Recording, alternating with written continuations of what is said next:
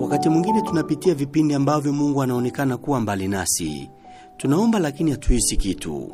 Tunalia lakini kimya kinaonekana kutujibu. Tunaweza hata kuhisi kana kwamba ametusahau au ametuacha peke yetu katika mapambano ya maisha. Lakini ukweli ni huu: Mungu kamwe hayuko mbali nasi. Anaweza kuruhusu hisia ya uwepo wake ipotee kwa muda, lakini haondoi uwepo wake mwenyewe. Yuko karibu zaidi kuliko tunavyoweza kufikiri.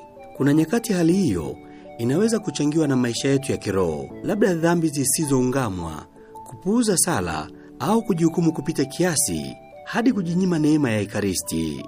Wakati mwingine tunasali tukiwa tumechoka mno, mioyo yetu ikiwa imeelemewa na mawazo ya siku nzima, na wakati mwingine ni Mungu mwenyewe anayeruhusu ukavu huo ili kuimarisha imani yetu, atuondoe kwenye kutegemea hisia nzuri na kutufundisha kumpenda kwa uaminifu wa kweli. Kwa sababu sala ni zaidi ya hisia. Uhusiano wetu na Mungu haupimwi kwa kile tunachokihisi, bali kwa uaminifu wetu wa kuendelea kumtafuta. Hisia hubadilika kama mawimbi ya bahari, lakini Mungu kamwe habadiliki. Anabaki kuwa mwaminifu hata pale tunapohisi ya kwamba hatuna nguvu ya kuendelea. Unapohisi sala yako ni kavu, usikate tamaa.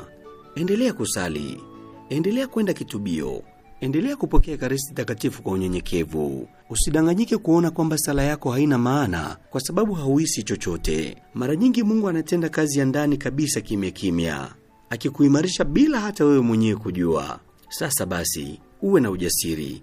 Hauko peke yako.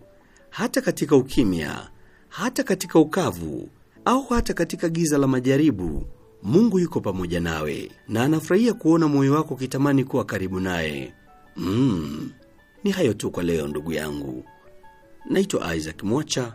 Siku njema, panapo majaliwa.